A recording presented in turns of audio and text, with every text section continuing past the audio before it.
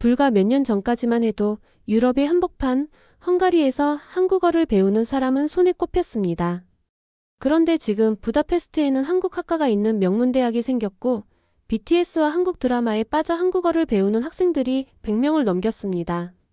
정부 기관인 킹세종학당은 수강 신청 첫날 수업이 전부 마감될 정도로 인기라고 하는데요.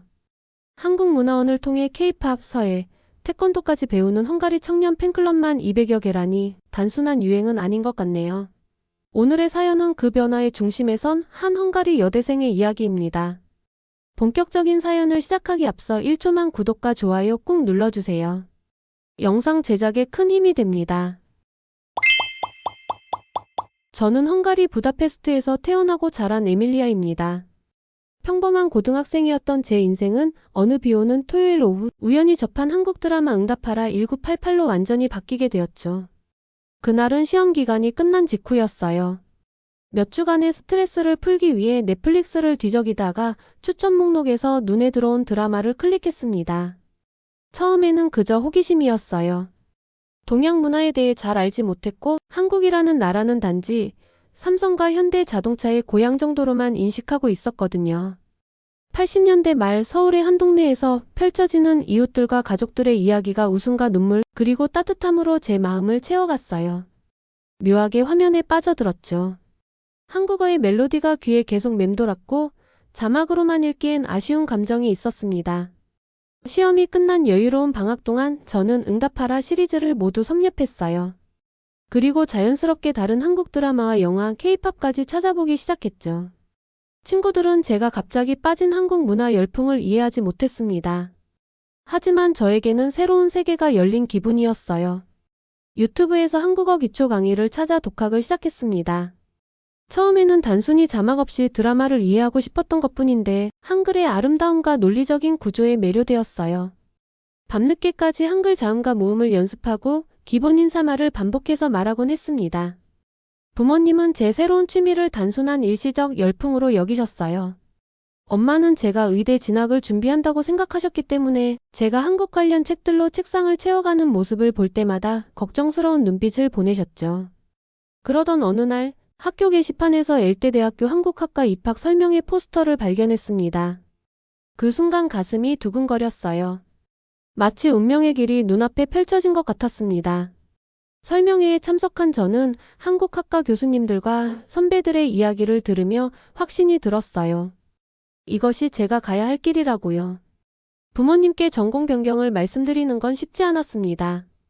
아버지는 한국학을 전공해서 무슨 일을 할 수 있냐며 강하게 반대하셨어요. 하지만 저는 처음으로 제 인생에서 무언가에 진정으로 열정을 느꼈고 이 기회를 놓치고 싶지 않았죠. 결국 한 달간의 설득 끝에 부모님께서는 제 결정을 존중해 주시기로 했습니다. 그렇게 저는 엘대대학교 한국학과에 지원서를 제출했어요. 경쟁이 치열했지만 면접에서 한국 문화에 대한 제 진심 어린 열정을 보여드렸고 기적적으로 합격 통지를 받았습니다. 입학 첫날 저는 설렘과 두려움이 뒤섞인 마음으로 한국학과 건물 앞에 섰어요. 이제 막 시작된 저의 한국과의 여정이 어떤 모험을 가져다 줄지 상상도 못했습니다.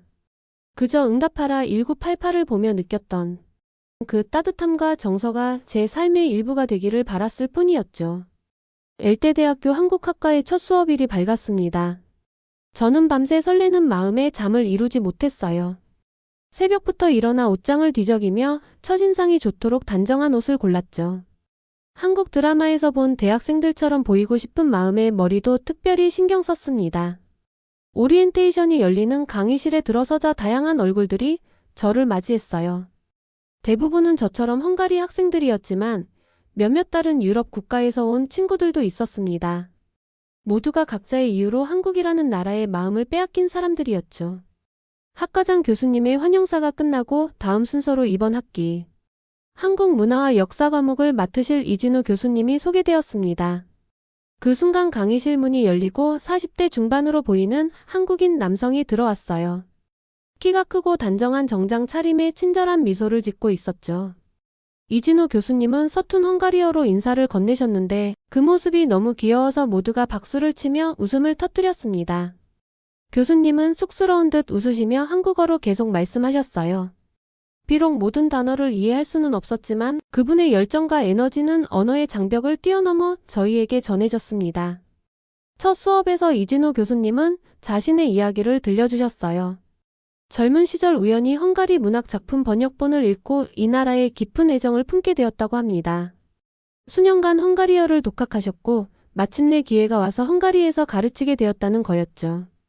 그 이야기가 제 경험과 너무 닮아 있어서 가슴이 두근거렸습니다. 수업이 진행될수록 이진우 교수님의 강의 스타일에 완전히 빠져들었어요.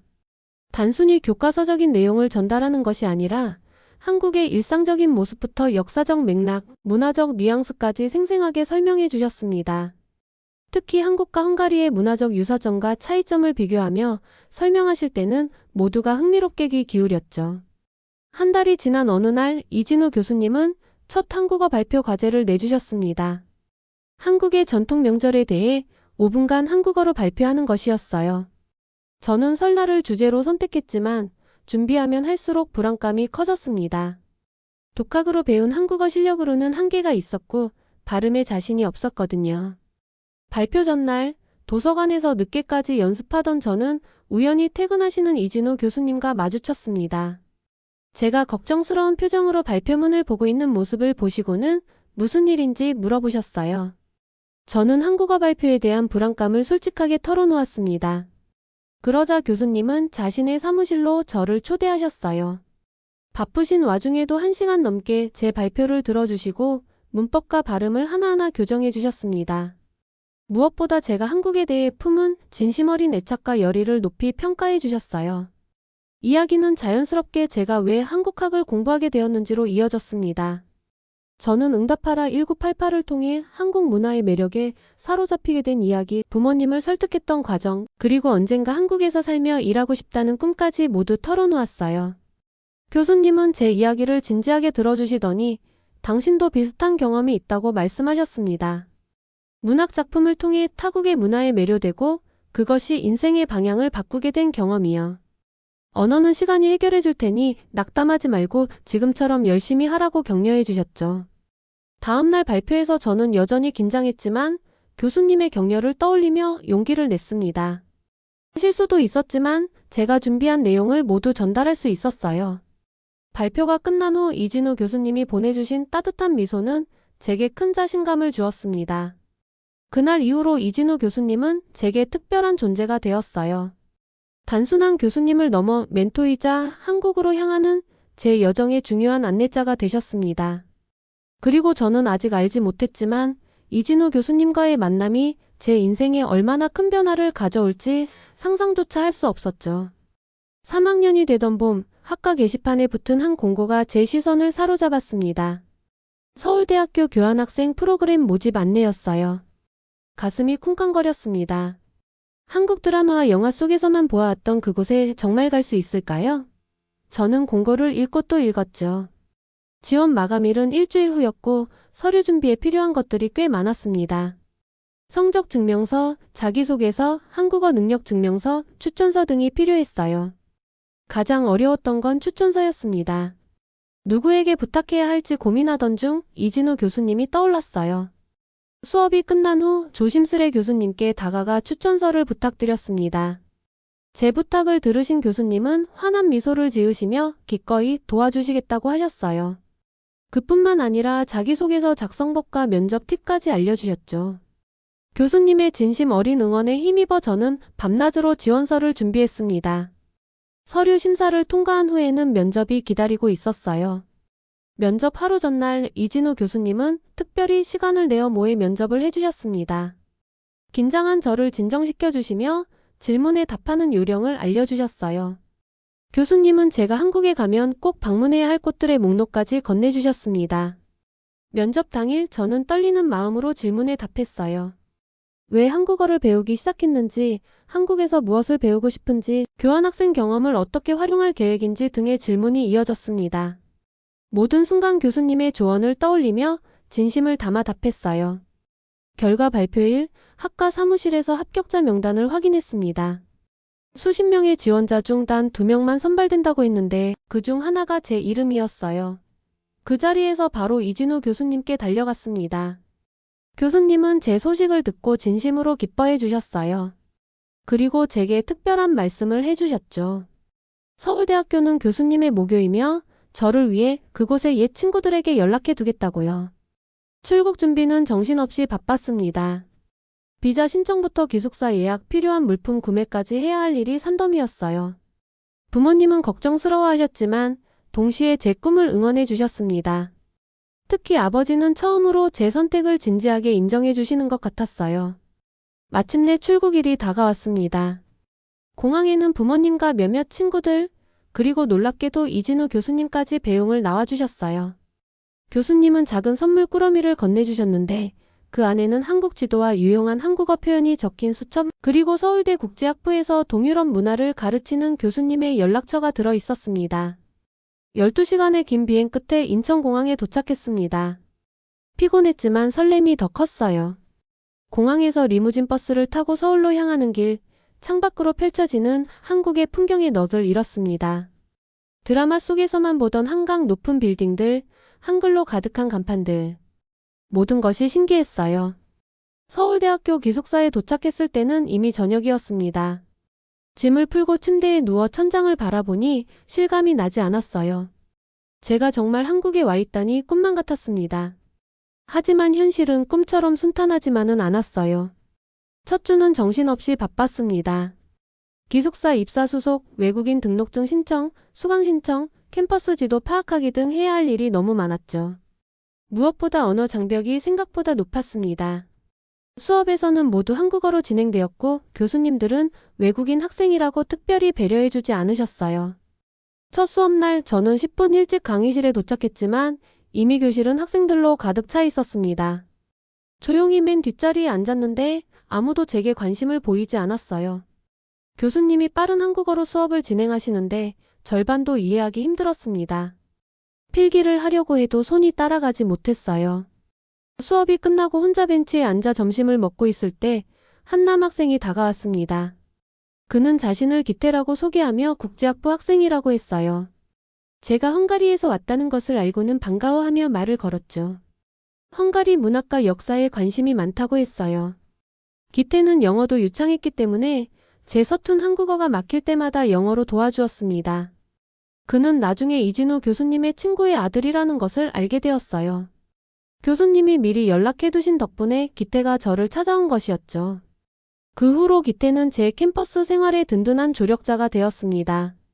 도서관 이용법부터 맛있는 식당, 필요한 물건을 살 수 있는 장소까지 알려주었어요. 주말에는 서울의 여러 명소도 소개해 주었습니다. 경복궁, 광화문, 인사동, 한옥마을. 교과서에서만 보던 장소들을 직접 발로 밟으니 감격스러웠어요. 특히 기억에 남는 건 한강공원에서의 저녁이었습니다. 기태가 준비한 도시락을 먹으며 한강을 바라보는데 그 순간 제가 꿈꿔왔던 한국에서의 삶이 현실이 되었다는 것을 실감했어요. 기태에게 제 이야기를 들려주었습니다. 응답하라 1988을 보고 한국에 관심을 갖게 된 이야기, 그리고 이진우 교수님과의 만남까지요. 기태는 열심히 들어준 후 자신도 헝가리 시인 페테피 샨도르의 시를 읽고 헝가리 문화에 빠져들게 되었다고 했어요. 그래서 동유럽 문화를 전공하게 되었다고요. 우리는 서로의 문화에 대한 열정으로 가까워졌습니다. 시간이 지날수록 한국 생활에 적응해갔고 수업에서도 점점 자신감이 생겼어요.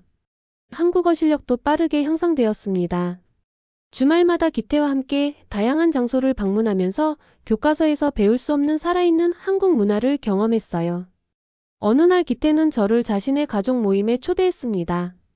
처음으로 한국 가정을 방문하는 자리였어요. 긴장되었지만 기태의 가족들은 모두 따뜻하게 저를 맞아주셨습니다.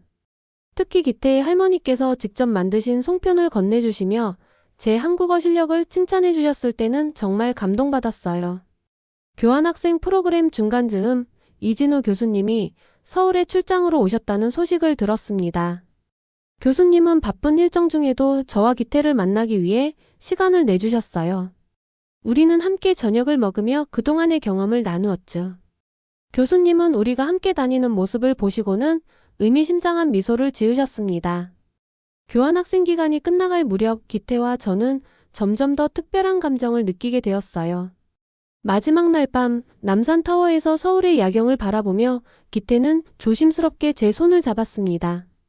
그리고 제가 떠나도 우리의 인연이 계속되었으면 좋겠다고 말했어요. 비행기를 타기 전날 공항까지 배웅 나온 기태에게 저도 같은 마음이라고 고백했습니다. 우리는 장거리 연애를 시작하기로 했어요. 헝가리로 돌아가는 비행기 안에서 저는 창밖의 구름을 바라보며 생각했습니다. 한국에 오지 않았다면 기태를 만나지 못했을 거라고요. 제 인생의 새로운 장이 시작되고 있었습니다. 헝가리로 돌아온 후 저는 이중생활을 시작했습니다. 낮에는 부다페스트에서 수업을 듣는 대학생이었고 밤에는 서울과의 시차를 극복하며 기태와 영상통화를 하는 연인이었죠. 매일 밤 노트북 화면 속 기태의 얼굴을 보는 것이 제 하루의 가장 행복한 순간이었습니다. 처음에는 모든 것이 낭만적이었어요. 서로의 일상을 공유하고 각자의 나라에서 있었던 재미있는 일들을 이야기했습니다. 기태는 한국 문화에 대한 제 질문에 항상 친절하게 대답해 주었고 저는 헝가리 문화의 독특한 측면들을 설명해 주었어요. 하지만 시간이 지날수록 장거리 연애의 현실적인 어려움들이 나타나기 시작했습니다. 9시간의 시차는 함께 할 수 있는 시간을 크게 제한했어요. 기태가 아침에 학교 갈 준비를 할 때 저는 깊은 잠에 빠져 있었고 제가 저녁 식사를 할 때는 기태가 이미 내일을 준비하고 있었죠. 한국과 헝가리의 문화적 차이도 종종 오해를 낳았습니다. 한 번은 제가 친구들과 파티에 참석한 사진을 공유했는데 파티에서 남자친구들과 함께 있는 모습을 본 기태가 조금 불편해했어요. 한국에서는 연인 관계에서의 경계가 좀 더 명확하다고 설명해 주었죠. 반면 저는 기태가 여러 회식 자리에 자주 참석하는 것을 이해하기 어려웠습니다. 그런 순간마다 이진우 교수님의 조언이 큰 도움이 되었어요.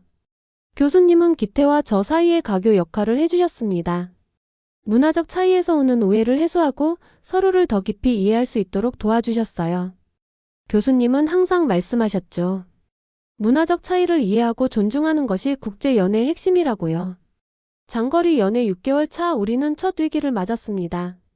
기태의 졸업과 취업 준비로 연락이 뜸해졌어요. 때로는 며칠 동안 제대로 된 대화를 나누지 못하기도 했습니다.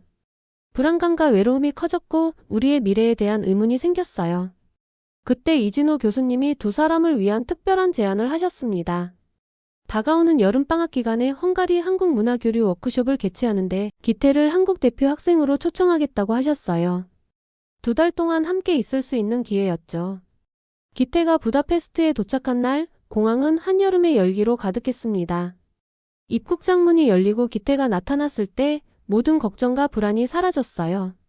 우리는 서로를 꼭 안았고 그 순간 장거리 연애의 모든 어려움이 같이 있었다고 느꼈습니다. 2달의 시간은 우리 관계를 더욱 단단하게 만들었어요. 기태는 제 가족들을 만났고 저의 일상을 직접 경험했습니다. 부다페스트의 아름다운 거리를 함께 걸으며 헝가리의 역사와 문화를 공유했어요. 특히 제 할머니께서 만들어주신 전통 굴라시 수프를 먹으며 기태가 지은 행복한 표정은 잊을 수 없습니다. 워크숍에서 우리는 훌륭한 팀이 되었어요. 기태는 한국 문화를 소개하고 저는 통역을 도왔습니다. 이진호 교수님은 우리가 함께 일하는 모습을 보시며 흐뭇한 미소를 지으셨어요. 그리고 어느 저녁 교수님은 우리를 저녁 식사에 초대하셨습니다. 식사 자리에서 교수님은 우리에게 미래 계획을 물으셨어요. 솔직히 그때까지 우리는 당장의 행복에 집중하느라 먼 미래에 대해서는 깊이 생각해보지 않았습니다.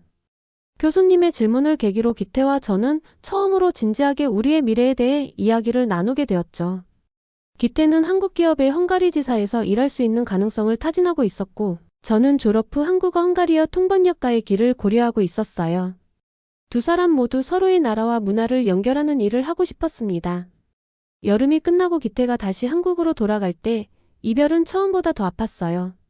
하지만 이번에는 확실한 계획과 희망이 있었습니다.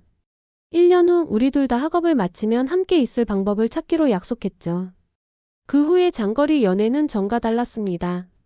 명확한 목표가 있었고 매일매일이 그 목표에 다가가는 과정이었어요.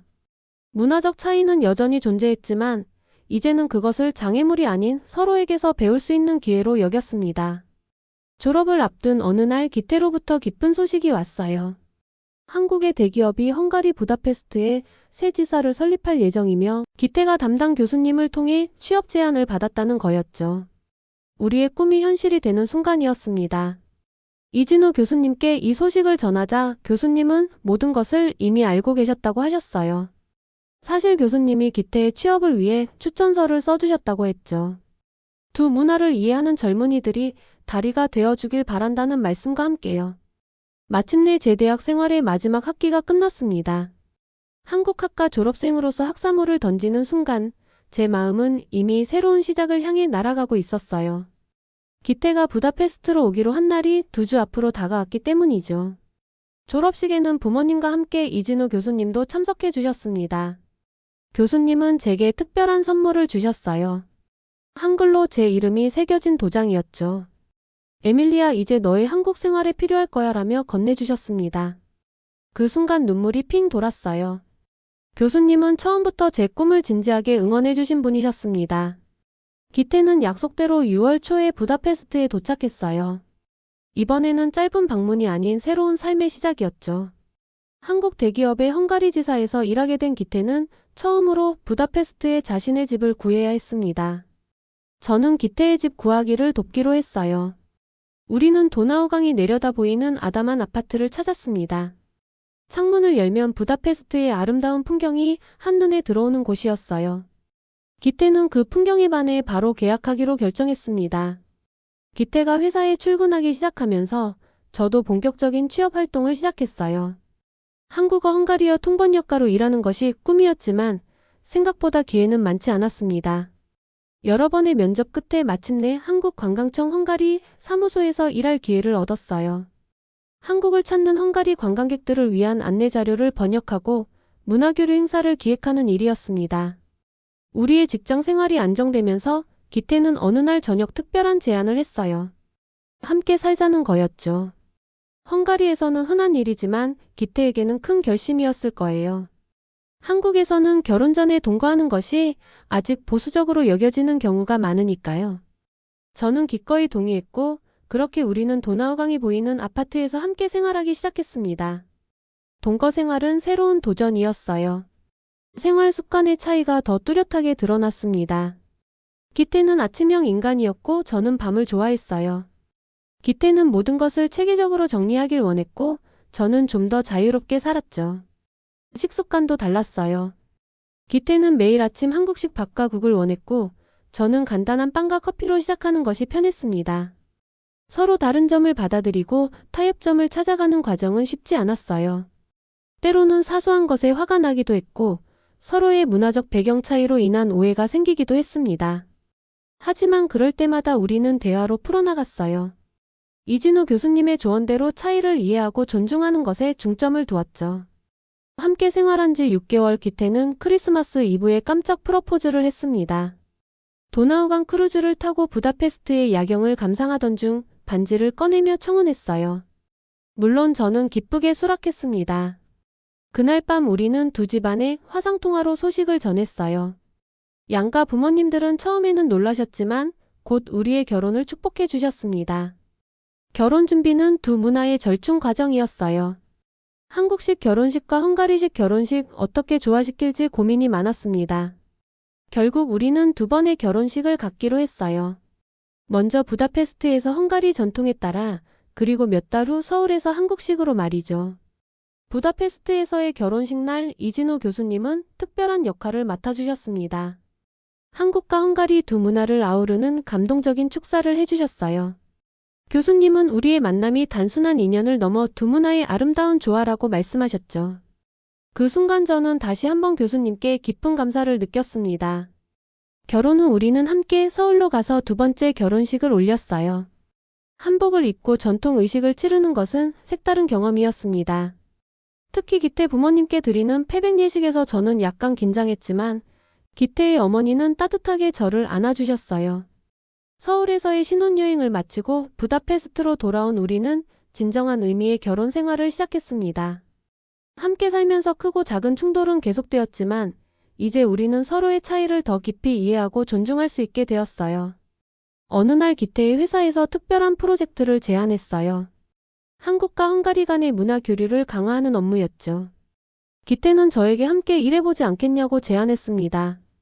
그렇게 저는 관광청을 떠나 기태의 회사에 합류하게 되었어요. 우리는 함께 일하며 두 나라의 문화적 가교 역할을 하게 되었습니다. 결혼 1주년을 맞이하여 우리는 특별한 파티를 열었어요. 이진우 교수님을 비롯한 한국 학과 동료들, 기태의 회사 동료들, 그리고 몇몇 한국인 유학생들까지 초대했습니다. 그 자리에서 우리는 기쁜 소식을 발표했어요. 우리 부부의 첫 아이가 곧 태어날 것이라는 소식이었죠.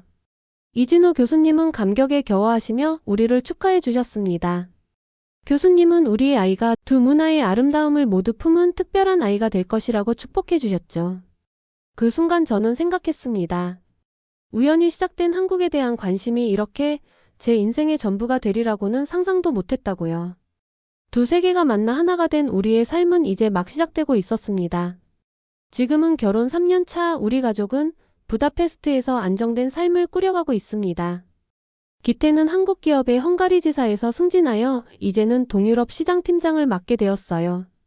저는 프리랜서 번역가로 일하면서 최근에는 헝가리 소설을 한국어로 번역하는 큰 프로젝트를 맡았습니다.